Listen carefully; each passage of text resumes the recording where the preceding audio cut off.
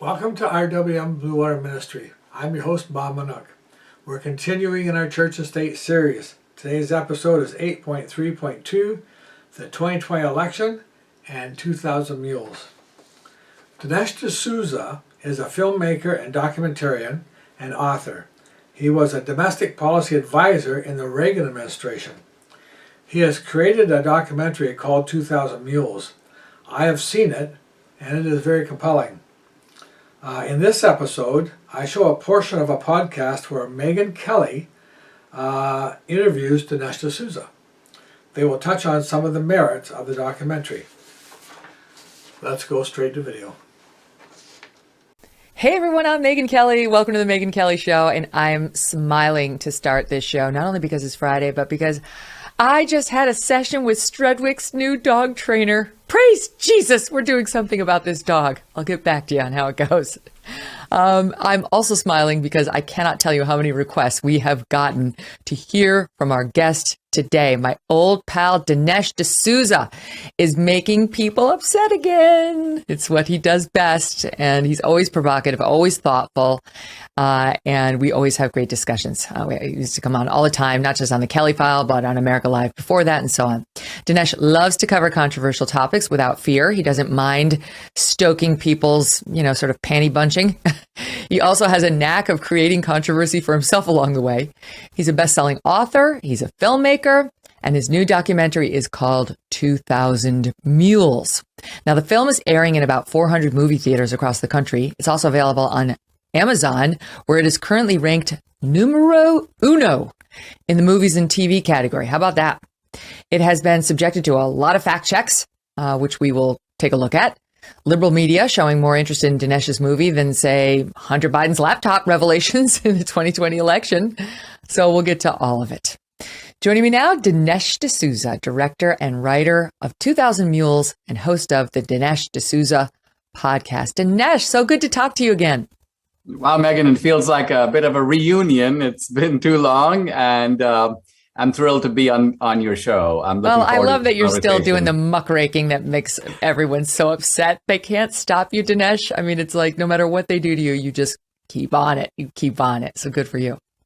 Well, thank you. I mean, this has been an interesting film, Megyn, for the reason that it's the first film I've released in an age of censorship. And so I had to sort of develop a whole new strategy, because the normal technique, which is, put the film on Apple iTunes, put it on Amazon Prime, is risky. You can't put a trailer on YouTube. You can't advertise on Facebook. This is the most banned topic in the country. I mean, they ban other topics, COVID, they ban discussions of the trans issue, climate change, but no topic is more aggressively censored than election fraud. That's 100% true. So I guess we should start there. How's it going? Have you been managing those portals okay?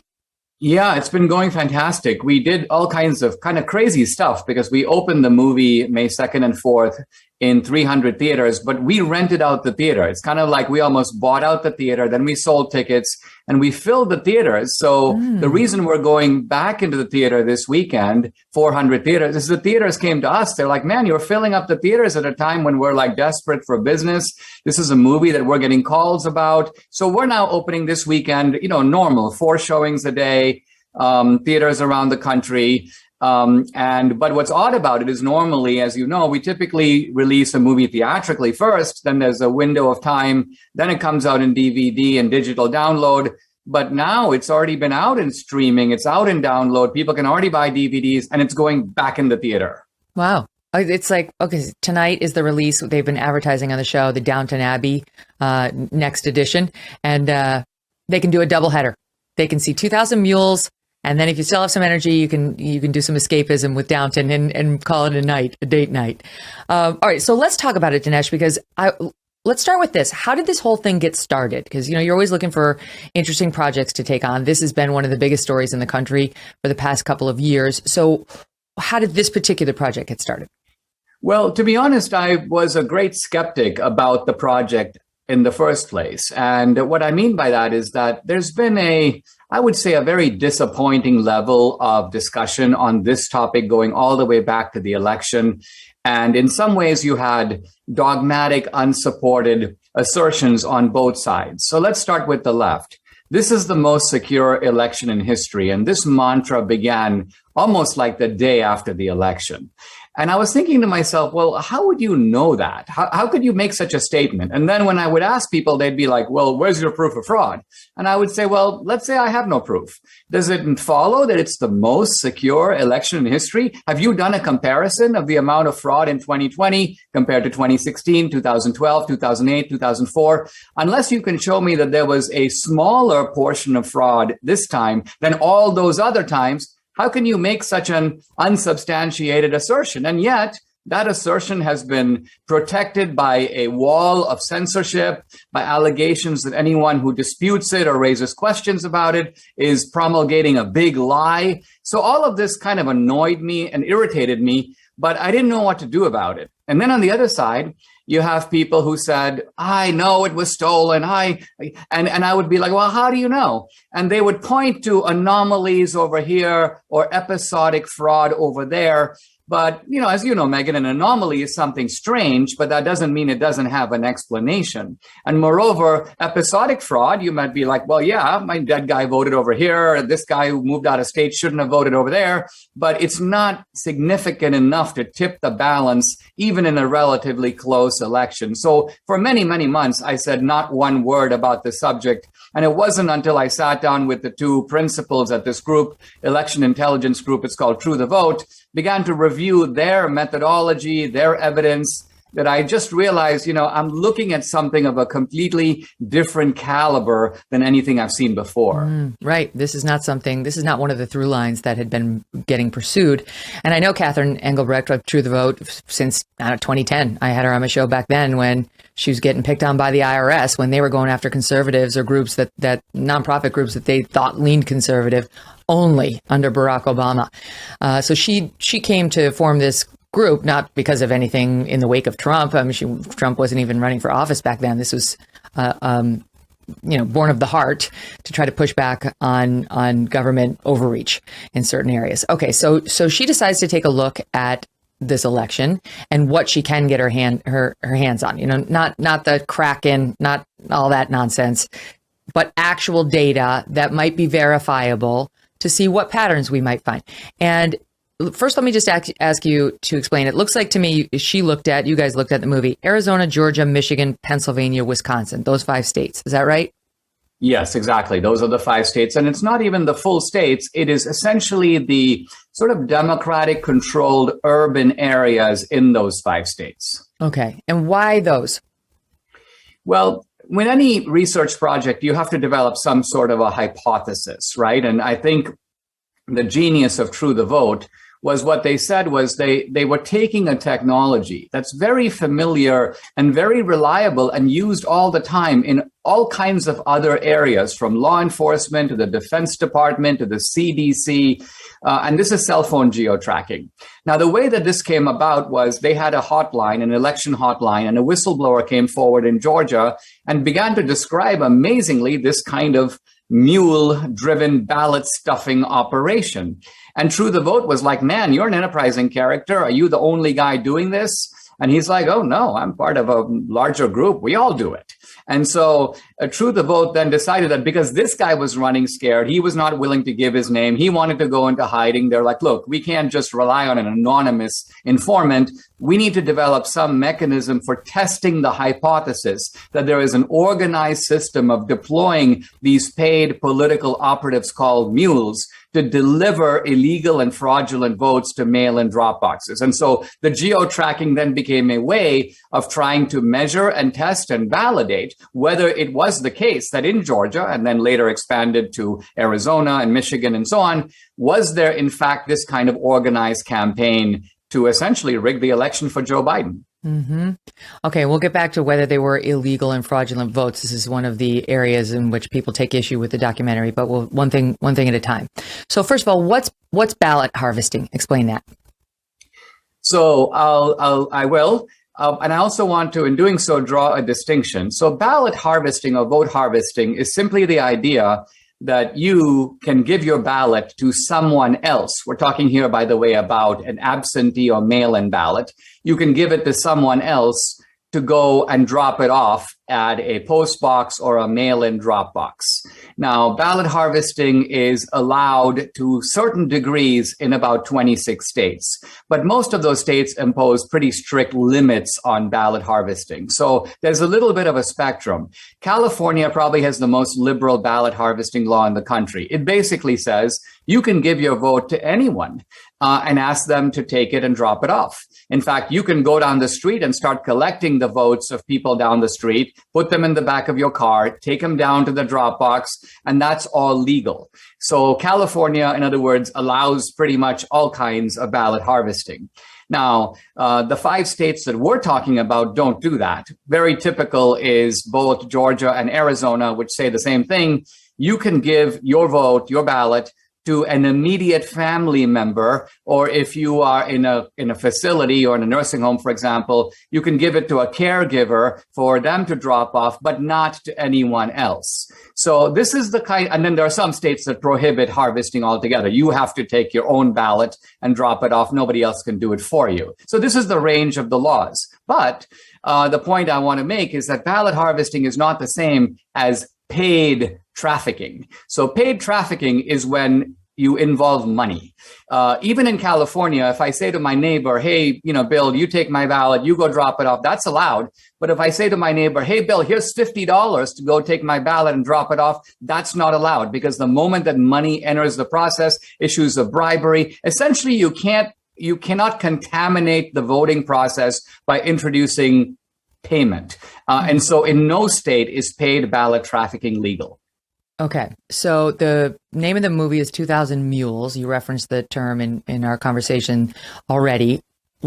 What is a mule for purposes of this film?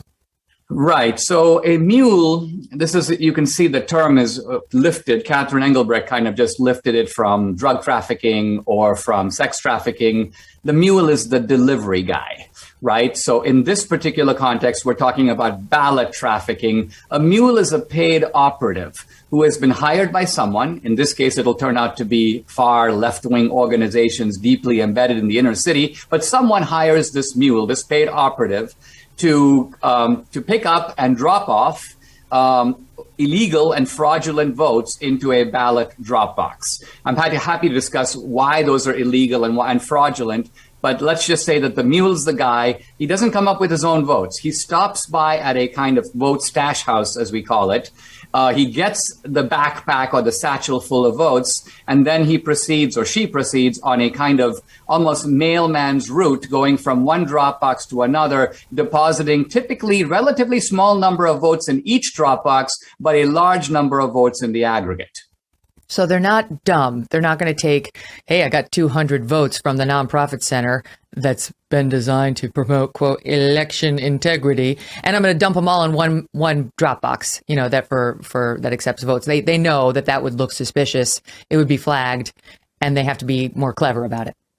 Megyn, this is why I love talking to you, because exactly, if a mule were to go empty 300 votes in a drop box, the typical number of votes in all the adjoining drop boxes is going to be, 40 or 50 votes. And suddenly you see this big spike of votes. The election official that's filling out those custody documents would immediately know something was wrong. And so the mules are sort of instructed, don't do that. Typically, they drop 3, 5, 8, or 10 ballots at a time. And this is really why they go to multiple drop boxes. And this is why actually it became relatively easy to track them, because the geo-tracking monitors the movement, not of you, but of your cell phone, going from one drop box to the other, to the other, to the other.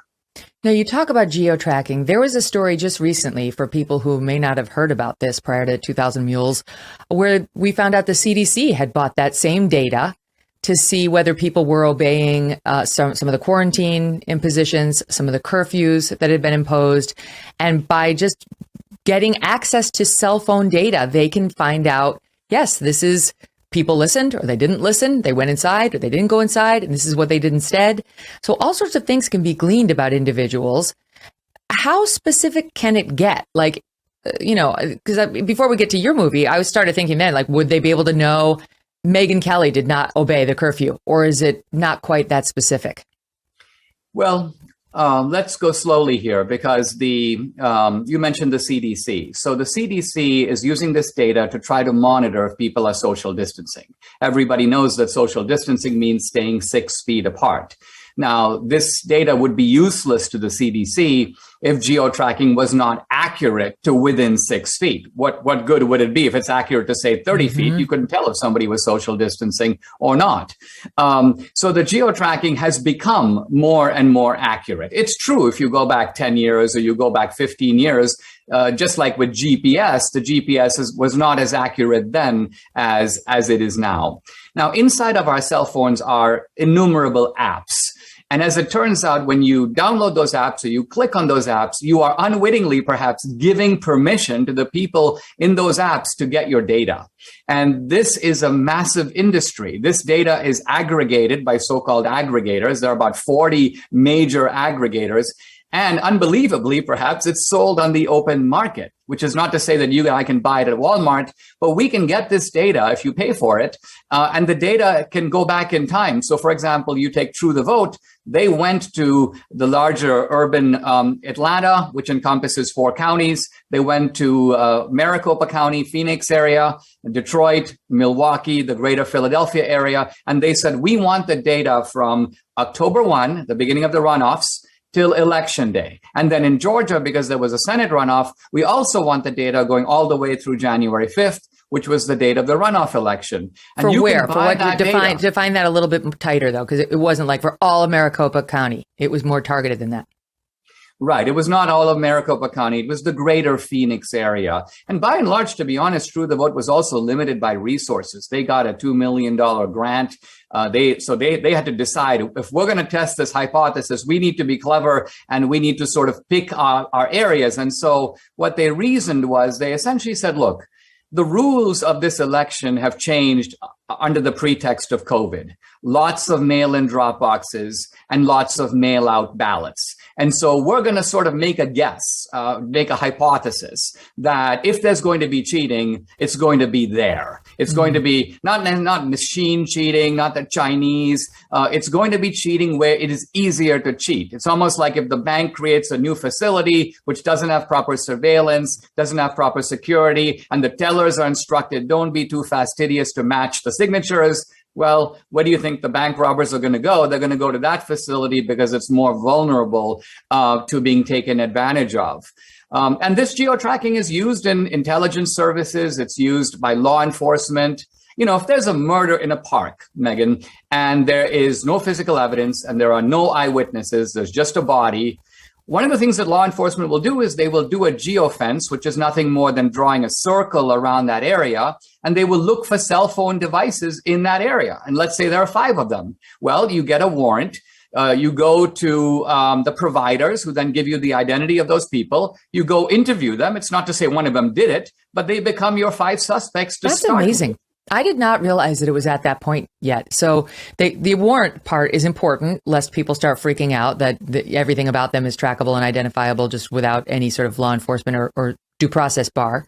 But so that's true. So the cops, if they see that a cell phone was in the connection, was in the area of a murder, let's say, they can get a warrant and what's the word I'm looking for?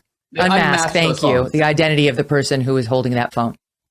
Exactly. We discussed a case in the movie, which is there was a shooting in the Atlanta area right about the time that True the Vote was buying this data. It was a young black girl, Sequoia Turner, 8 years old. She was shot in a car during a kind of a BLM riot. And what True the Vote did, this was actually to help law enforcement, is they sort of drew a geofence. They looked at the data, they looked at the angle of the shot, and they said, look, based upon the date and the time and the angle of the shot, there are only 3 or 4 cell phone IDs within a sort of circumference. These are the legitimate shooters. One of these guys, not for sure, but probably did it. And so we're going to give you that data, and you do what you will with it. And so this was turned over to the FBI, the Socorro Turner case, which, by the way, went unsolved for a long time. And then pretty recently, there were 2 arrests. Of course, they still have to make the case in court. But after asking for the public to help and eyewitness to come forward and no one came forward, this geo-tracking data is helpful in this kind of investigation. And the reason we pointed this out in the movie is we simply wanted to show that it's exactly the same technology used in exactly the same way to track these so-called mules. Mm-hmm. All right. Now, I have a question for you about that, because there was an update on that case. And I watched, of course, the documentary and thought it was riveting. And here's the piece where you talk about that Socorro Turner. This was, by the way, Dinesh, was this the little girl, the 8-year-old girl killed outside of a Wendy's that led to, there was a bunch of unrest there. Wasn't that the Wendy's that a man had an altercation with the police out of right after that happened? Exactly. This was Rayshard Brooks was the name of the guy. Yeah, there you go. Thank you for and because there was that altercation, that's why the riot sort of took place there. And evidently, this family had no idea. They were just going to the Wendy's. They suddenly realized they were in danger. They tried to back the truck up, and then boom, this poor little girl got shot. So that was the background of when that happened. Okay. And so the only reason we put that in the movie, again, not because it's related to ballot fraud, of course, but simply because we're trying to show the reliability and the helpfulness of geo-tracking in many that it's being used contexts. In many different ways. And that's, you're right that it's being used in so many different ways, including by the government. And as I mentioned, the CDC report, I mean, that's undeniable. So here's a segment from the movie 2000 Mules on this particular situation outside the Wendy's and the murder of this 8-year-old girl. The shooting actually occurred right here in this parking lot, sort of inside of this circle are really the only potentially legitimate shooters. Each of these devices has a unique device ID, and we turned the bulk of this information over to the Federal Bureau of Investigation. Now, I read, they've arrested 2 suspects. They have. Okay, but the follow-up is that NPR, everyone's been taking apart every section of the movie, you know that, Dinesh. NPR reported that a GBI spokesperson, Georgia Bureau of Investigation, has told them the GBI did not receive info from True the Vote that was connected to the Socorro Turner investigation. And then NPR says that they spoke with Catherine Engelbrecht of True the Vote, and that she said, we gave the FBI the data on 10/25/21, October 25th, but the 2 suspects were indicted 2 months earlier. One was arrested 2 weeks after the murder when he turned himself in. The other was arrested in early August 2021 by state officials, not the FBI. And then NPR says Engelbrecht would not name her FBI contact to NPR. The FBI declined to comment. But their point is that the 2 suspects were indicted long before anybody at True the Vote ever brought them anything, if in fact anything was brought in at all. Right. So let's address these 2 points. I mean, as you saw from the clip that you played, True the Vote turned in its information not to the GBI, but to the FBI. Right now, the GBI is the Georgia Bureau of Investigation. It is linked to the FBI, but it's also its own organization. It has its own offices, its own building. And so a GBI denial, we didn't get the information from True the Vote. True the Vote didn't give you that information. So that's no surprise. Now, let's follow this case a little bit slowly, because what happened was when there was the shooting, apparently there was an eyewitness who went to the government and said, I saw this suspicious character leave the scene and he could be the shooter. And they arrested this guy. But this guy basically said, look, I got nothing to do with it. I saw the shooting, but it wasn't me. And so even though they arrested him, they had nothing on him. They had no evidence, merely the identification of him by an eyewitness. And so the investigation basically stalled. Also, in an investigation, you obviously pursue multiple lines. So you're trying to find out, who is this guy? Is he in a gang? Does he have any friends? And so you're pursuing all that. And so what we say in the movie is this: True the Vote did this research, turned in this information to the FBI. no one is saying that this is the information that, quote, proves the murder. What NPR does is they set up a straw man. That is that the movie claims to solve a murder. Well, how can you solve a murder when all you're identifying is a handful of cell phone devices that could have been the shooter? You don't even have the names of those people. True the Vote has their distinctive cell phone IDs and turned them in. Now, just because the suspects have been arrested doesn't mean that you have a full and adequate case against them. As you know, Megyn, as a lawyer, the reason there's a gap between the time someone is arrested and goes to trial, there's ongoing investigation to try to nail down your case. And your case is going to have many elements, of which the geo-tracking is only one. A case in point is look at the January 6th cases. You find out that the FBI, although they arrested people based on Facebook posts and so on, later they do cell phone geo-tracking. And then when they go to court, they go, look, Your Honor, the geo-tracking shows that this guy wasn't outside the building. He was inside the building. So the geo-tracking comes in at the time of trial, not time of indictment, but at the time of trial to sort of lock up a case and provide the full picture. So, the NPR article is interesting, but it doesn't refute anything we said in the movie. We did not claim that we solved the murder. They're basically suggesting you misled, that you led the audience to believe you helped solve a murder when in fact it had already been solved before anybody contacted any authorities. Well, and I think what I would say is that this is not a matter of, quote, solving a murder. It is a matter of getting the right guys and then being able to prove that they did it. And what's to say, we'll have to wait and see in these trials if they use geo-tracking to help establish that not only was this guy or these two guys there, but they were at the exact point in which their shots, if you will, would have come at the right angle to kill Sequoia Turner. Can I ask you something, Dinesh? Because I feel like normally if you have a suspect in custody, we're all familiar with the fact that they will figure out where you were based on where your cell phone was. I mean, we know that. Like if they suspect somebody of committing a crime and the person says, it wasn't me, I was asleep at home in bed, they can track your phone and figure out where you were. So we've all experienced that before. But wouldn't they have already been doing that with respect to whatever suspects they had in custody? In this case, why would they need your geo-tracking data that just had the collection of people who were there? Well, apparently, remarkably, they don't always do this. And interestingly, when True the Vote came to me, they presented to me two murders. This was one. Another one was the Katie Janis murder, which you can look up, a very notorious murder in which a young woman was in Piedmont Park with her dog, was brutally murdered in the park. No suspects, no physical evidence at all.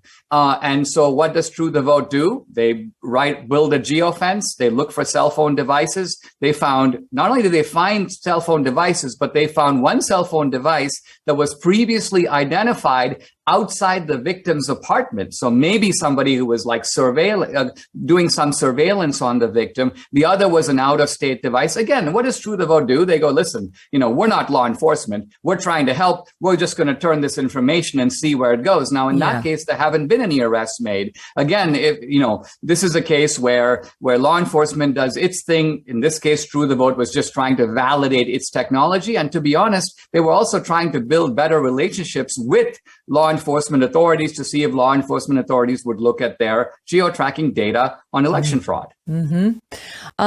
Okay, so you've got Catherine, and she's got an associate named Greg Phillips who features prominently in the documentary, and he's kind of in charge of the geo-tracking.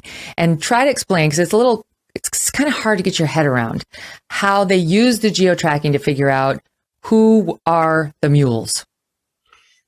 Yes. So let's think about what geo-tracking is. If somebody were to geo-track my phone today, they would have me, I wake up in my house, let's say I go to get a cup of coffee, and then I go to the studio to record my podcast. I have lunch with someone. I then come home. All of this can be plotted on a kind of a graph, because geo-tracking is not a snapshot in a particular moment in time. It shows movement. And so as a result, the term of use is pattern of life. They try to build a pattern of life, not just where your phone is now. Where was it? Where is it going to be later in the day and perhaps in the days and weeks ahead? Now, what does True the Vote do? They identify these mail-in drop boxes, not post boxes, because this is not where you write letters or mail your bills. These are mail-in drop boxes for the sole purpose of depositing ballots. That's all that they're for. And they set a high bar. We're looking for people, any cell phone device, that for whatever reason is going to 10 or more drop boxes in a 2-week period. Now, you have to realize that there is no rational reason to do this. The beauty of setting the high bar is you eliminate all kinds of nonsensical kind of false positives. Because if you set the bar, no one has a reason to go to 2 drop boxes. But if you set the bar at 2, some guy's going to come forward and say, well, look, I put my ballot in the first box. And then while I was walking by the second box, I really had to stop and make a phone call or tie my shoelace. And so you're calling me a mule. I'm not a mule. So True the Vote decided, forget all this nonsense. Let's set a very high bar, because if you're dropping off, let's say your family members' votes, which you're allowed to do in Georgia, no one is going to go to 10 drop boxes to do that or more. And we have mules going to 20, 40, 50, and 100 drop boxes. But by setting the high bar at 10, you're not going to catch all the mules. You're only going to catch the most egregious, the most industrious mules. And even based upon that sort of search algorithm, we identified 2,000 mules in these 5 critical battleground states. And that's a large number of mules. The actual number, of course, is much higher. All right. Now, just to clarify what you said, going to 10 or more drop boxes over how long a period of time? In a 2-week period. In a 2-week period. Okay. And the actual criteria was even a little more complex than that. You not only had to go to the drop boxes, you had to stop by one of these left-wing nonprofits or NGOs. Some of these are so-called 501c3 organizations. The point being that the mules don't come up with the ballots. It's not their ballots. They go someplace and get the ballots, and then they go on the drop box route. So True the Vote said, we not only need the drop boxes, we need someone to be stopping periodically 5 or more times at one of these organizations. Yeah, you need the point of origin where they get the ballots to begin with. Exactly. All right. So how did they figure that out when they see all the cell phones moving around and they see you taking your normal route? How do they figure out who's a mule and who's a mom who's just driving by that same spot 10 times in 2 weeks and not up to anything nefarious? Okay, so Dinesh, important question. People may be wondering, where do they get the ballots? Because if I'm a mule, I've got to get ballots, and you say you go to these sort of nonprofit centers, and then you go dump them in the what are we calling them? Mailboxes, the mail and drop boxes. Drop boxes. Okay, so not mailboxes, but drop boxes. Okay, so I've got a mission. I got to go to this nonprofit center. I got to get the ballots, and I got to go dump them in the drop box. But somebody else is responsible for getting the votes to begin with and getting them to the nonprofit center. So how does that process happen? And where do these ballots come from? So the way to think about this is there is no plausible legal way to get your hands on hundreds of thousands of legal ballots. In other words, it is theoretically possible that a nonprofit will hire a mule, although I can't think of why you would do that, to go drop off a completely legal ballot. The reason that that's very odd is because you're actually endangering that ballot by paying a mule to deliver it, because a legal ballot delivered illegally by a mule becomes a questionable ballot. It's up to a judge to say if that ballot should be counted. When a process is contaminated, there's a big question mark around that vote. Let me do a little detour slightly to explain why this is so, because it gets to the logic of election integrity. Let's put aside for a moment the issue of mail-in ballots altogether and say that Dinesh is going in to vote normally in person, and I show up and I show my ID and I go behind the curtain and I have a ballot, and let's say it's a paper ballot. And then I pop my head out and say, guys, listen, I urgently have to leave the facility. I got to go home and run some errands. I'll come back in an hour or two and I will drop off this ballot. Would they let me do that? No. Why? Because once the ballot leaves the facility, who knows what's going to happen? Who knows if I'm going to have someone else fill it out, if someone's going to pay me for it? So suddenly that ballot, which is legal, I'm a legal voter. It's a legitimate ballot. It's not a fake ballot. But nevertheless, the fact that I have sort of taken it out of the place where it is being observed makes that a questionable ballot. That's why they won't let me do that. Now, coming back to these nonprofit centers, in order for these to be legal ballots, we have to imagine this scenario. Hundreds of thousands of people in the swing states and evidently nowhere else decide, I've got a legal ballot, but I'm too busy or too lazy to go to a mail-in drop box or the post office or all kinds of places that I can drop off the ballot, City Hall. I'm not going to do any of that. I'm going to go find a left-wing organization deeply embedded in the inner city and give them my ballot so that they can figure out, hiring mules or whatever, some mechanism to drop off those ballots. Once you begin to see how ridiculous that is, you realize that the ballots couldn't really have come that way. It's conceivable that some of them could be obtained that way. Maybe, for example, one of these nonprofits said, listen, we want to help Biden. There's a big housing project. We're going to go door to door and collect everybody's ballot, and they're going to give it to us and we'll deliver it. So there's a possibility that some of those are legal ballots, but the majority of them most likely are illegal ballots, illegally delivered. Hans von I can never say his last name, Spakovsky, who we've been relying on for years for information on election fraud and so on, voting issues. He's a talented lawyer, and he's quoted in the piece as saying, where do they come from? Basically, you can get a situation where somebody says, let me help you, madam, fill out a request for an absentee ballot. Here I am, Miss Grandmother. I'm going to help you fill out a request for an absentee ballot. But then instead of having the ballot mailed to Grandma, they have the ballot sent to them, and they then fill it in for Grandma, going to voters and obtaining the ballots directly from them, which again isn't necessarily illegal unless you're getting paid to do it. As stealing them out of mailboxes, he says, using high quality photocopiers to make their own ballots. Now, none of this was shown or proven in 2000 Mules, but it was one of my questions, like, where are they getting the ballots from? Where are all these ballots coming from? And the answer is, we don't really know. We don't really know. These are hypotheses as to where they got them. And you're sort of calling BS on the notion that how could they all have been legitimately originated? That just doesn't make sense. Well, we have to look at the other kind of surrounding context. So, for example, if you look at what Judge Gableman found in Wisconsin, he found preposterously high levels of voting, even at nursing homes where the inhabitants are virtually comatose. We showed a couple of those videos in the movie. You have people who don't even know their names. They don't know where they are, but they voted in the 2020 election. Well, how is that possible? Well, somebody asked for a ballot on their behalf, maybe traced their signature, maybe even got them to sign, but somebody else voted their vote. And that's how, and we're not talking about 10 people. There are 90,000 people in these nursing homes alone. That's 90,000 votes or close to 90,000 votes in a state decided by 20,000 votes. Right. Okay. So the answer is we don't know exactly where they got the ballots, but we would like to know. It would be nice if somebody would investigate, given what you guys have found on tape. Now, the next question is, how do you figure out the question I asked before the break? I take my daughter to soccer once a week, okay, at this other location from her normal field. And so if you were to look at the pattern of my phone, you would see that not every day, now it wouldn't be an everyday thing that you could easily rule out by saying, oh, she's going to work or she's going to the grocery store.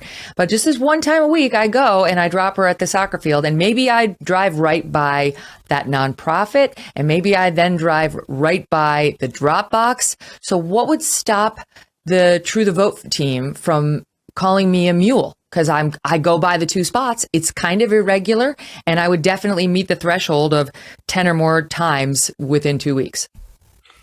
Yeah. So first of all, we're not talking about a mule going 10 times to the same drop box. And number two, there is a clear and obvious difference between going past a drop box and going to a drop box. And you can easily see the difference. You can. That's important. Yeah, because what's happening is you are getting a real-time movement of that cell phone. If someone is in a car, you will see that line just move through time in a kind of steady way right past the drop box and go to the destination you're going to, the school or the grocery store or wherever, and stop there and then turn around and come back. It's completely different from going to the drop box, and most of these mules are doing it on foot. You go to the drop box, you turn around, you go back to a point, typically your car, wherever, and then you go to the next drop box. So because the mules have been instructed to do these sort of routes, it's very easy to plot those routes and tell the difference between someone just going by. Obviously, if you're getting people just going by a Dropbox, you'd have hundreds of thousands of people doing that. The reason you are able to drill down to 2,000 mules is they're following a kind of very definite pattern, not of scooting by or past drop boxes, but going directly to them, pausing there, doing something, then turning around and coming back. And now we haven't really gone to this, Megyn, but what really clinches the issue in the movie, and I think also for True the Vote, is when you are able to match a cell phone ping or a cell phone track, a pattern of life, to surveillance video that completely confirms what you have found through your technological data. You looked for corroboration. True the Vote, you guys were looking for corroborations. It's like, okay, now we have our suspected mules. We see the suspected patterns, but there may be videotape at these locations. And in some of these states, there was a requirement that these drop boxes be videoed. Was not usually obeyed from what I see in the movie. But you decided to try to get your arms in as much of that video footage as possible and then try to relate it back to the geo tracking data to see whether you were getting confirmation of your suppositions or debunkment of it, whether they were all being debunked. Before we get to the video and the sort of, part 2 of your verification, let's look at a clip from the movie on, this is Greg Phillips, you, Catherine, and your wife Debbie sitting there together, and he's kind of explaining to you that the one case you mentioned where the guy went to 28 of the drop boxes. Watch. What you see here on the screen is a single person on a single day in Atlanta, Georgia. They went to 28 drop boxes in 5 organizations in one day. To get to some of these drop boxes, you had to be intentional. You had to get off the highway. You had to go on surface streets. You had to turn in somewhere in order to get to those drop boxes. Okay, now speak to the video.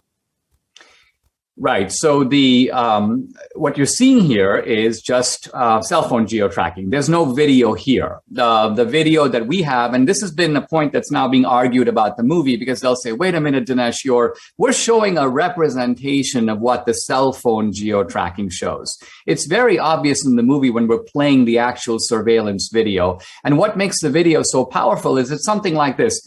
I mean, I wish there was more video, Megyn, because many of these, even in states that took video, they took video at a relatively small number of drop boxes. In other places, the video was turned off, or the camera is not pointed at the drop box. It's like pointed at a tree.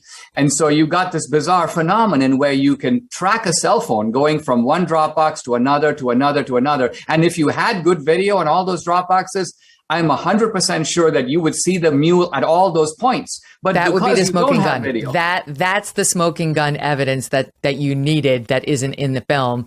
Because if you saw the one guy going from place to place to place with your own eyes, it would be irrefutable. But Megyn, let me tell you what I think is the smoking gun is this. Think of it this way. Let's use an analogy to clarify, right? Let's say that you have a serial killer and he went to 5 different homes and he left his DNA at all 5.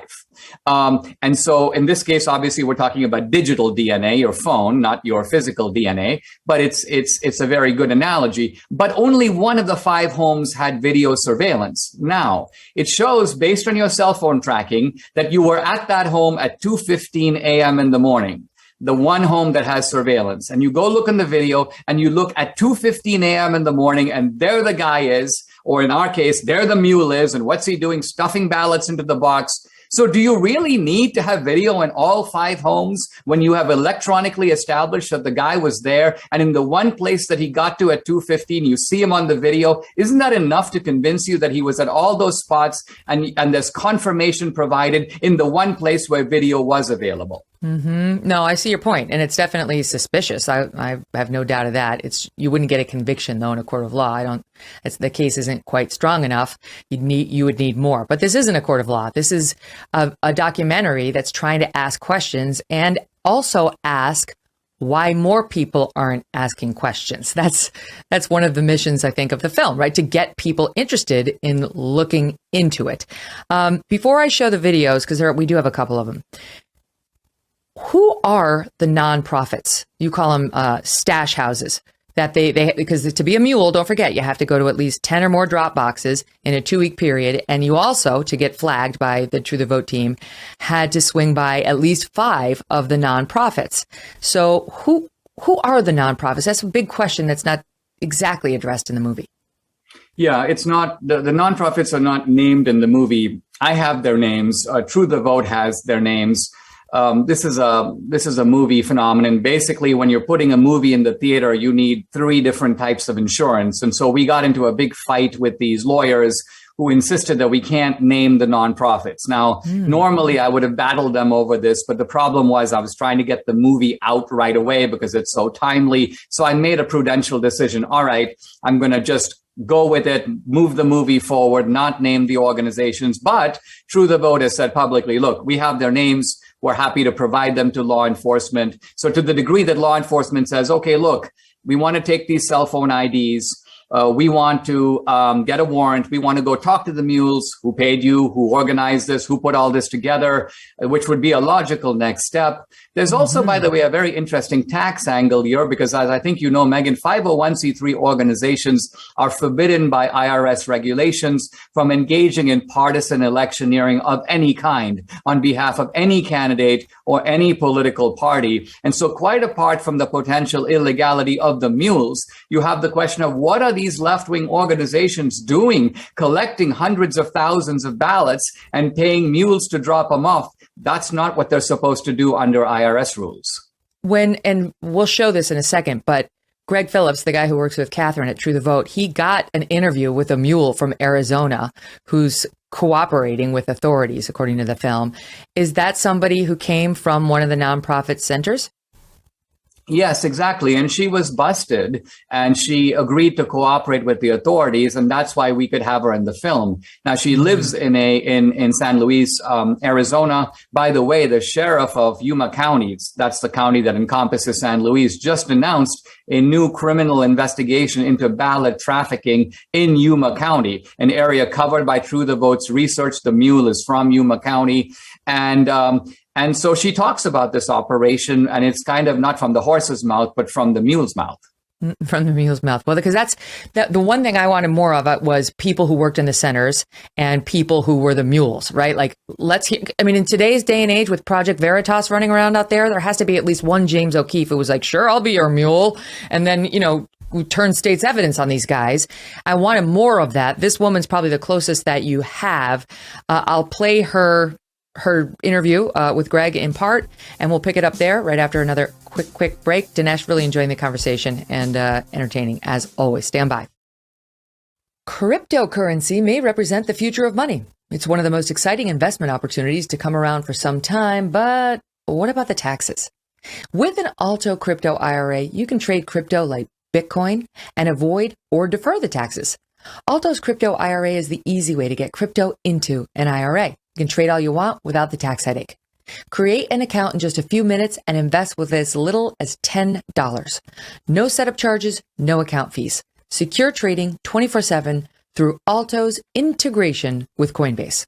You ready to take your investments to the next level? Diversify like the pros and trade without tax headaches. Open an Alto Crypto IRA with as little as $10. Go to altoira.com/Megyn.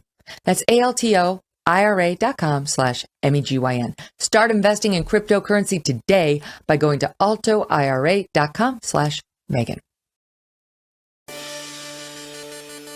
So, okay, you did manage to get one of these mules on camera. Well, giving an interview, and this is soundbite 8. Let's take a listen. I was just instructed to go ahead and receive ballots from various people, females mostly, and on Friday they would come and pick up payment. I would get a call to find out how many ballots were brought in and if they were already pre-filled out first.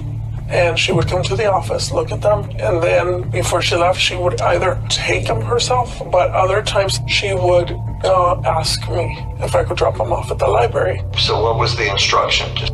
Just to drop them off. In the drop box? The drop box, the early ballots. Can you give me an idea of how many you personally put in the box? Hundreds? Could have been, yes. And was there a reason she wanted you to go to that drop box as opposed to maybe City Hall or something? There's no cameras. There's no cameras there. Now, what happens? Does law enforcement talk to this person? Do we know whether that went anywhere? Well, we know for a fact that she is cooperating with law enforcement, and we know for a fact that there's an investigation going on right there. If there's any place, Megyn, I would be reasonably optimistic that this will push forward and that we will see arrests. It's going to be here in Yuma County. Okay, good. I mean, because listen, we don't know whether she's telling the truth. All that needs to be investigated by people who have investigatory skills. Something maybe they could have done even prior to now, because those nonprofits are identifiable. You have the list. I'm sure law enforcement has the list. And just to be clear, my understanding, you can correct me, Dinesh, going into 2020, we had all sorts of election integrity pushes. And they came from the left, in large part, people saying, like Mark Zuckerberg, here's $400 million toward election integrity.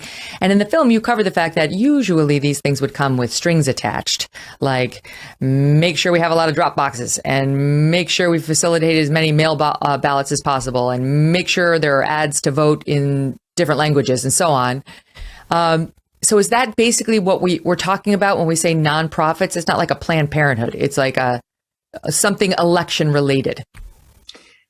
Yeah, so we're talking about two different things here. We're talking about powerful leftist foundations and digital moguls, people like Zuckerberg. Now, when Zuckerberg got involved, the media reported it sort of this way. The cities and states are trying to install all these drop boxes. They don't have the money, and Zuckerberg is gallantly stepping forward and agreeing to pay for it. But it didn't work actually that way. Zuckerberg funneled the money in through some nonprofits that he controlled. And these nonprofits then sent out letters to all these counties, basically saying, we got a lot of money, we're willing to give you a bunch of it, but to do that, you've got to sign this agreement in which you agree to do lots of mail-out balloting and lots of drop boxes. And we want you, and we want you to also say, if you don't do this, you're going to have to give us the money back. So you really had a private individual with massive resources, almost $500 million in this case, using that muscle to infiltrate election offices and control the way that the election is being administered. I mean, it's unprecedented in American history, but quite honestly, it's not clear to me that that's even illegal. I don't think anyone anticipated anyone would attempt something so unbelievably audacious, and yet it was done. I'm not saying that Zuckerberg knew about the Mules, but I am saying that if it wasn't for those privately funded drop boxes, the Mules wouldn't have any place to go to. And these are very controversial. Even when they were established, there were a lot of folks on the right jumping up and down saying, this is ripe for fraud. This is a bad idea. This is not going to end well. And the other side just kept saying, COVID, COVID, COVID. We have to make it as easy as possible for people to vote. And here we are. One thing I wanted to follow up with you on, you said earlier, so it's very suspicious to you that this was done in all these swing states. We mentioned the 5, you said, and evidently nowhere else. But how do we know that, Dinesh? Because you guys didn't look elsewhere. You know, as far as I understand, you didn't take a hard look at North Carolina or Florida or Ohio, even Texas, where, it's a little bit more of a swing state these days. So how do we know it didn't happen there? Because if it was happening there too, maybe that would make these videos and these data seem less nefarious. Well, I think it probably happened other places. I mean, it's kind of like saying if you go out on your porch with a flashlight and you keep flashing it here and there and you count ants everywhere you go, you can be sure there's a whole bunch of ants on your porch that you haven't counted with the original turning on of your flashlight. But on the other hand, I rejected the idea of taking the estimate of fraud in these 5 areas and somehow extrapolating to the whole country, because I put myself in the place of the fraudsters. I thought, look, if I'm going to cheat, I don't need to cheat everywhere. I don't need you to got to cheat go where in the money is. California. Yeah, let me cheat in North Carolina. I'll cheat in Florida. I'll cheat in Ohio. I'll cheat in Nevada. I'll cheat in the places where I think I can swing it to my side. So I'm quite confident that if True the Vote looks in those places, there's a very good chance they would find cheating. But we don't even imply or allege this in the movie because I want to stay with the evidence that we have. Yeah, because when I was first formulating that question, I was going to list states like why not just cast a wider net and check states like Oregon, like New York? But I realize the answer is, well, duh, that's not where the Democrats, if they were cheating, were going to put their efforts. They knew they had those states secure. That would have been a waste of time, money, and effort. So they would have gone to swing states only. There are more swing states than the ones you looked at. Your point is it may have been happening there too. You just haven't done the analysis. So let's speak to the second piece of what you say is your proof. And that is the video evidence. You find your suspected mules, and then you see, is there any video evidence of this person? And as we discussed earlier, we don't have like the smoking gun of here's the guy going on camera, going from this one to that Dropbox to the next Dropbox. I mean, that would have been gold. Didn't happen for the reasons you discussed. But there is video. Megyn, let me pause for just a second. Go for it. We do have the same mule at more than one Dropbox. It's just that when you look at the video alone, it is not absolutely clear that it's the same guy. Now, we know it's the same guy because it's the same cell phone. But the problem is with the video quality itself is fuzzy. And let's remember, these aren't cinematographers. These are people that stick up the surveillance camera often a distance away. So we have the same mule at more than one location. I'm just saying that as an eyewitness, it's not obvious. Oh, yeah, it's 100% sure it's the same guy. We know it's the same guy really because it's the same cell phone. Okay. All right. But you don't have any widespread proof of that. I mean, like you may have the one guy, but I assume you would have put it in the film if you've got a bunch of mules also on camera going from spot to spot to spot. Exactly. The reason I rejected putting it in the film is I looked at it and I go, look, to me, it's not obvious it's the same guy. I mean, I realize electronically we know it is, but because it's not like a slam dunk, the same face, there's no reason. Close up, I said, you know what, I'm not going to put it in the movie. Well, this is one of the irritations that I have when I see the so-called fact checks of the movie is like they're treating you like you're a criminal prosecutor and you needed to make a case beyond a reasonable doubt in this film, and you never promised that. You never promised them a rose garden. You seem to be raising questions. You certainly think that there was fraud, but it's up to people to make up their own minds on whether we need more investigation and whether they think you've closed the loop. It's basically straw man to try to say like you didn't get a conviction beyond a reasonable doubt. Okay, but let me pause it because I want to show this clip of video and how you guys say this is a mule. This is in Georgia. This is soundbite 2. So we're going to show you a couple different ones. This particular individual we have in a number of different locations at a number of different times. He's actually a mule. This is the official surveillance video of Georgia. Absolutely. And so as the person pulls up, they don't even bother parking. Of course, in the middle of the night, so why would they? He gets out, approaches the box. When people walk up with intention to cheat, they look around, they basically walk fairly quickly, they try to stuff him in, they try to get out of there. In this case, he drops a few on the ground, pick them up, stuff them into the box. Then he hustles back and hustles out of there. So this is what it looks like. It doesn't necessarily look like, hundreds of ballots being stuffed in. You don't need a whole lot of fraud, you just need a little in the right places over time. Okay, so that's what you say it looks like. That's Georgia. Then there's this example of this woman. I think this is one of the most damning ones. This is example number 3, RSOT 3, of a woman. Now, she's in Georgia. This is during the runoff for the Senate. She's wearing gloves. She's wearing like the latex gloves that people were using a lot, well, sometimes during COVID. Take a listen, and for those who are in our listening audience, I'll describe what we're seeing. This particular one is at approximately 1 o'clock in the morning on January the 5th. Stuffs her ballots in there. Just walking up. It's like a small stackish, maybe 3, maybe 4. Takes them off. And then puts them in a trash can that she never looked at. So she knew it was there. She knew it was there, right? And so we have her on a number of locations. She's an out-of-state mule, and then this is in no way the only Dropbox that she attended. That's right. No, she's goes to dozens and dozens over the course of these 2 elections. Now, we don't know she's out of state, Dinesh. You say that her cell phone was from South Carolina, but there she was in Georgia. But, I just moved from New York to Connecticut, and I still have a New York cell phone. Like, you don't know that she was I in agree, Georgia. Megyn. I still have a California area code on my phone, and I live in Texas. Okay, so that's a supposition there. So the gloves, some of the people attacking you are like, well, it was COVID.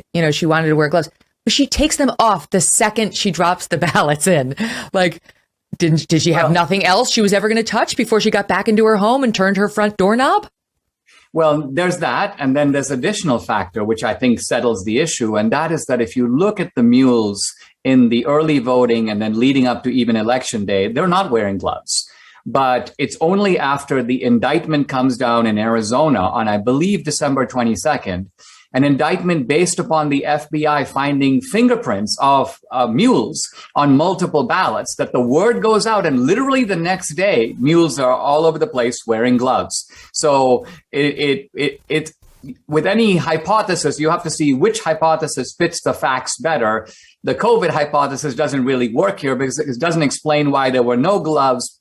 Obviously, there was COVID in October and November of 2020, and why the gloves only start appearing mid-December and then early January of 21. And again, anybody who's a COVID freak wearing the latex gloves running around understands that once the ballots are dropped, doesn't make them sitting in their living room at home instantly. You got a lot of layers to go through to get back into your home. If you're so afraid of COVID that you're wearing latex gloves while you're running around doing errands, you leave them on until you get back home. She didn't take them off and then put on another pair, which would have been senseless anyway. That is suspicious to me. I will give you that one. And by the way, you say that it was happening all over the place. Do you have proof of that? On the videos that you guys have looked at, are there more alleged mules wearing latex gloves after that ruling? Oh, absolutely. No. And in fact, we show a bunch of them in the movie. She's not the only one wearing gloves. You'll see multiple images of mules taking off gloves and tossing them in trash cans. That's like part of the MO of the mules. Mm-hmm. And why would you do that if you weren't, who's concerned about their fingerprints on a ballot? Okay, here's another one. Now, this is this is a guy, this is out of Atlanta. He's on a bicycle, and there's been some pushback on this clip too. This is soundbite 4, again, from 2000 Mules. What you're going to see is he approaches the drop box on his bike. He also has a backpack on. Pull the ballots out of his backpack. Taking his time. Digging around, looking for some ballots. Finally gets that, pulls them out. Okay, now I'm set. And he'll put them in. But you also see him get sort of frustrated as he starts to leave, because guess what? At this point, they had started requiring the mules, apparently, to take pictures of the stuffing of the ballots. It appears that that's how they get paid. So they take a picture and stuff it in. They take a picture, not a selfie, but a picture of the actual ballot going in. But this guy gets frustrated, so he actually has to park his bike, get off. So if you were there just casting your own ballot, what reason in the world would you have to come back and take a picture of the box? Of the box. Dinesh, some of the pushback, and this is, I think, from Washington Post, has said a lot of people were taking selfies of themselves voting in connection with the 2020. Okay, for the listening audience, this guy did not do a selfie. He did look annoyed that he had to come back a second time on the bike. He gets off the bike, and then he takes a picture of the box, not of himself, not of a smiling, he doesn't have some I voted sticker. He seems to be trying to amass proof that he shoved ballots into this box. Exactly. And the other thing is, you'll notice that almost all of this mule activity is occurring between about 1 and 4 in the morning. Now, there are some quips in the movie about prime voting time and don't we all vote at 1 o'clock in the morning. So if this operation is all on the up and up, people delivering ballots of family members, nonprofit organizations innocently culling votes and just saying, listen, guys, you know what? Let's make it easy for the voter by you dropping them off. When you watch the movie, you begin to realize that's not what it looks like at all. The whole context of it, a guy pulling up in a car, looking to the left and right. Is anyone watching me? Okay, let me move ahead. So the whole context of it is the way that you would expect some sort of a criminal cartel to be functioning. And I think this is really what makes the movie so persuasive on an emotional level. I mean, as a filmmaker, when I first met with Catherine and Greg, and I was fascinated by their geo-tracking evidence, but I was really sold when I saw the video evidence, because the video evidence is so cinematic. If you're going to make a whodunit, just from a movie point of view, it's really important to be able to show the criminals like breaking into Fort Knox. And we're able to do that in this movie. Now, not all of them held up. There's one, this is soundbite 6, a man in a white SUV. And your narration over the clip says this is a crime. What you're seeing is a crime. These are fraudulent votes. But this guy, according to the authorities down in Georgia, turned out to be legit and was no mule. Let me play it so the audience can see for themselves. Soundbite 6. What you are seeing is a crime. These are fraudulent votes. This guy's standing at the drop box feeding one in after the other. It turns out it was 5. And down in Georgia, they actually did look into that. And it turns out they found the guy. They tracked him down. He told them that he had dropped off ballots from members of his household, his wife and his 3 adult kids, which would be lawful. The investigators corroborated this by looking up the voting records of all 5 family members, confirming that their ballots were deposited in that drop box the day the surveillance was recorded. So does that not undermine the claims in the movie, right? Who else was ensnared in your web who turned out to be a legitimate voter and not a mule? Well, in this particular case, I listened very carefully to what the investigator said. And part of what he said made sense, and part of what he said made no sense. So what he said was he went and talked to the mule, or let's just call him individual. And that guy goes, oh, no, I wasn't dropping off any illicit votes. I was merely dropping off the votes of my family members. And he apparently had 5 family members. So there was clearly the possibility that he was telling the truth. Here's the part that gets me, Megyn. And that is, if you know what custody documents look like, they do not record the names of individual voters. And not to mention the fact that once a ballot is opened and the ballot is taken out of the envelope, the 2 pieces of evidence, if you will, are separated. In other words, there's no name, there's no address, there's no signature on the ballot. The signature is only on the envelope. And when those 2 things are separated, this process cannot be reverse engineered. So the question I have, which I do not believe they're being entirely straight about, they verified that these family members voted in that box. How did they do that? Are you telling me that the names of every voter is listed on a custody document? You open a ballot box with 1,800 votes or 700 votes, the names of all the voters in that box are written down? That is not the case. And so I'd like to find out, where was the real verification? I fully accept that this guy said that he wasn't doing anything illegal, but how they were able to verify that is, to me, a little bit baffling.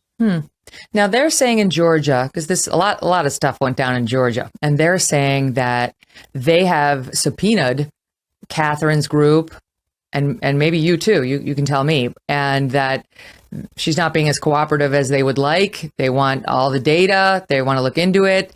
What's the status of that?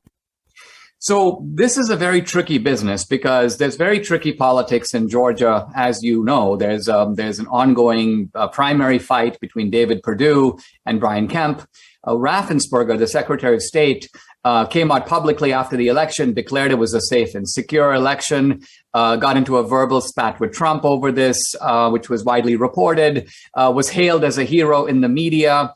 And so here's the kind of political question. Would somebody like that, aren't they now in a little bit of an awkward position because they're having this investigation?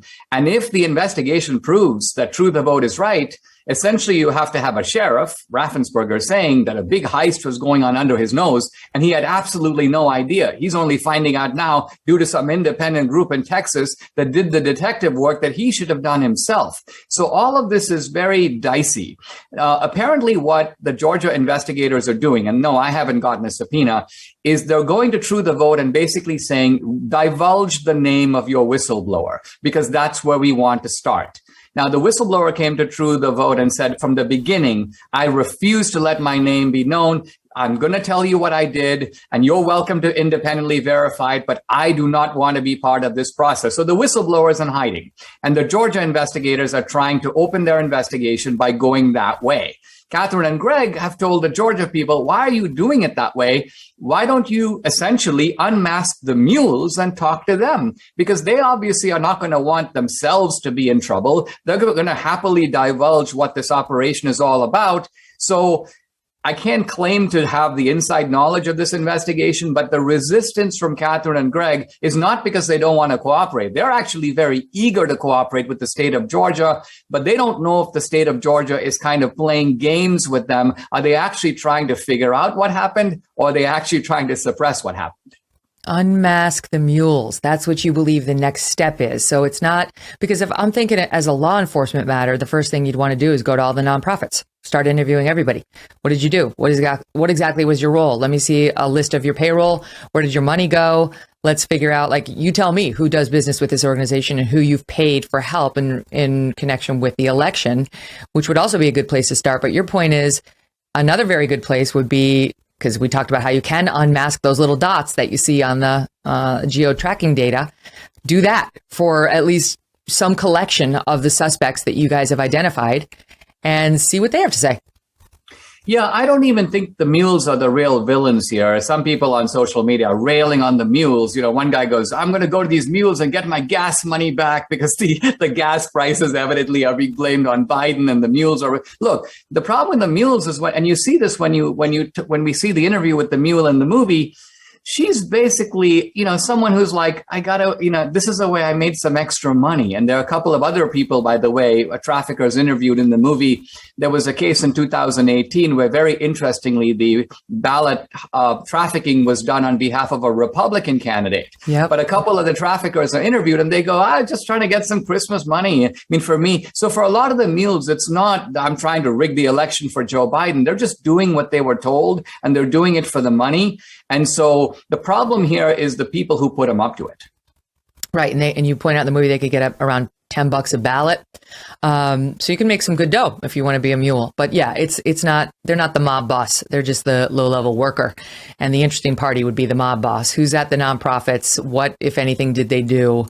Who did they pay, and what exactly did they pay them for? And by the way, who are they getting the ballots from? That's back to the question I asked you earlier. Like, it's got to originate somewhere.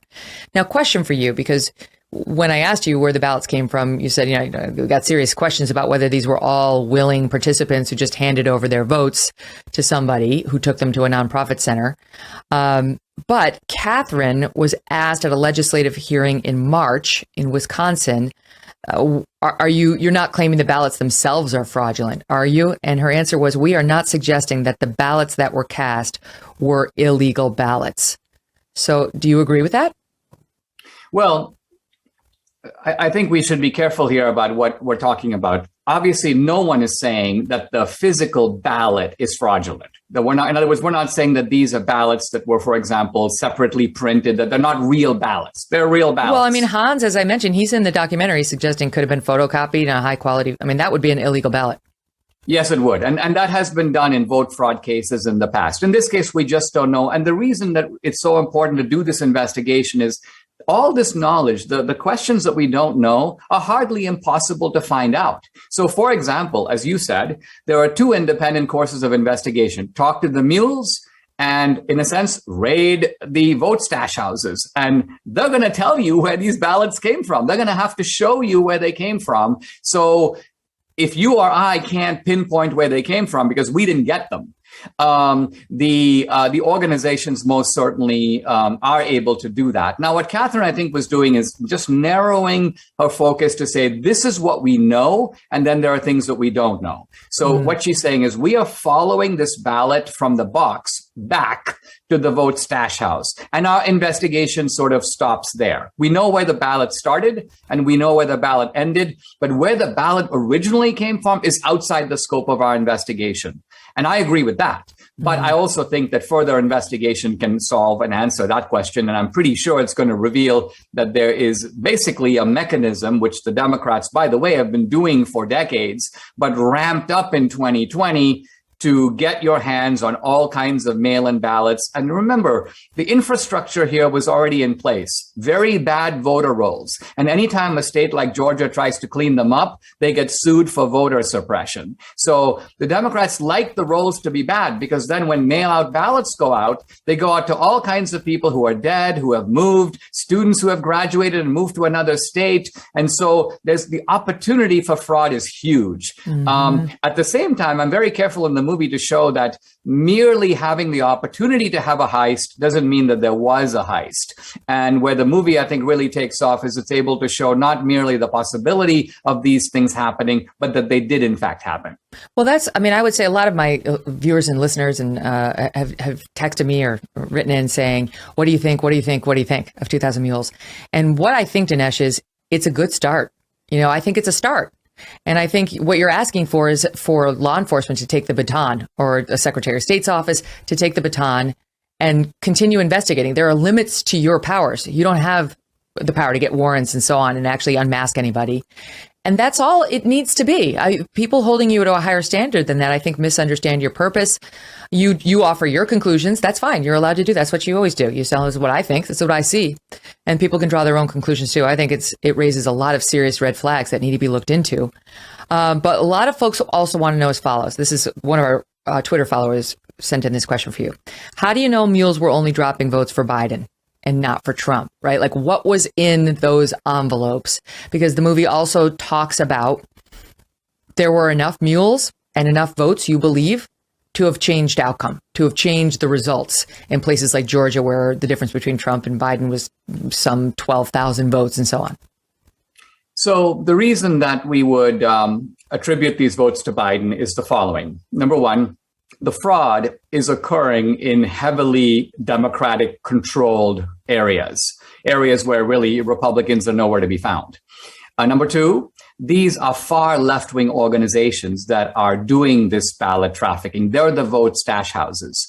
And number three, what Greg and Catherine did in a kind of ingenious move is they matched the Mule IDs, the Mule cell phone IDs, with the cell phone IDs of Antifa BLM rioters that had riots. It so happened that in the aftermath of George Floyd, there were a lot of riots in these urban areas in the exact same period leading up to the election. And so by matching cell phone IDs, you can identify the fact that a substantial number, not a majority, but a substantial number of the Mules are also BLM Antifa rioters.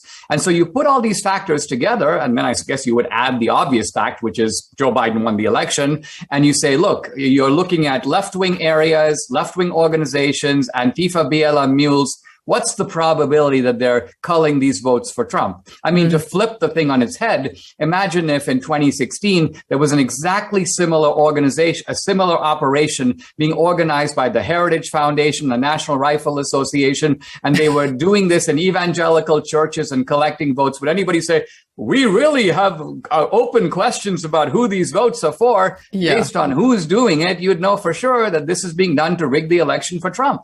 Yeah, fair point. So what about result and outcome? Because the movie makes some sweeping claims of like, okay, 2,000 mules, 500 in Michigan, average number of Dropbox visits, 50, average number of illegal ballots per visit, 5. That's 125,000 illegal votes. The vote difference between Trump and Biden was 154,000. Biden would still win, but, you're sort of getting it tighter. So we don't know. I mean, you use that term illegal ballot loosely. It's not, we don't really know. We don't know, but you're trying to make the case, as I understand it, that this could have changed outcome. Well, we're trying to highlight the point that this was a really close election. One of the rules that courts use, by the way, in 2018, it's mentioned in the movie, a congressional election was overturned in North Carolina, not by a court, by the way, but by an election board. Now, the criteria. And that's a Republican doing it there. That was a Republican doing it there. The criterion that the courts normally use on election boards is what's called the sort of but-for principle, which is but for the fraud, would the election have come out differently? And that's really why we have this section in the movie. We're trying to show that, look, we're not talking about 100 votes here or 200 votes there. We're talking about thousands, and in some cases, tens or hundreds of thousands of votes in the aggregate in states like Georgia, which were decided by 11,000 votes, Arizona, 10,000 votes, Wisconsin, 20,000 votes. These are extremely close states. And so we're saying that the idea that the but-for standard can be met. We think that this is a volume of fraud by itself, looking at only the 2,000 mules that could have made the difference. Do we think these drop boxes are a permanent fixture now? I mean, are they going away before the next election? I don't think they are going away. Now, it is true. There are some people who say we need to get back to election day. Everybody shows up to vote. And there's a part of me that wants that to happen. We obviously would allow absentee ballots, but under limited conditions. But see, these are laws that are made at the state level. And as long as you're going to have sort of decentralized laws being made by individual states, I think you're going to have drop boxes. Now, one of the things I'd like to put on the table for the movie like this is, what is the rationale for not doing electronic surveillance 24/7 on every Dropbox? Yes, there is no rationale. That it should be, you want a Dropbox? No problem. You get your Dropbox. the votes in that drop box will only count if they can ensure that that thing is under 24/7 clear, up close video surveillance. And sorry, if it fails, so does your vote. So does your collection of votes. That's the way it's going to have to be. That's election security. I mean, Megyn, every Home Depot, every parking lot, every ATM, technology is available. It's very cheap to do. In fact, it's called for in the election rules. You don't even need new laws. It's just that a lot of the states flouted the laws. And in some places like Arizona, they literally had cameras but turned them off. Yeah. And what was the county that wrote back to Catherine saying something like, I have no explanation for why I have absolutely nothing to produce to you in your call for video evidence?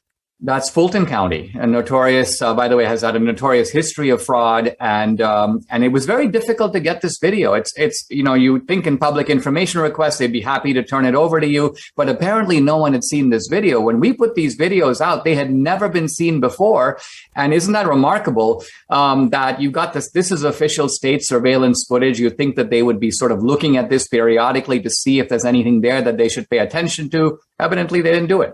All right, last question before I let you go. Dinesh, do you believe, so Dinesh D'Souza, I told my audience this when I aired the long clip of the Bill Ayers interview when we were covering Chesa Boudin.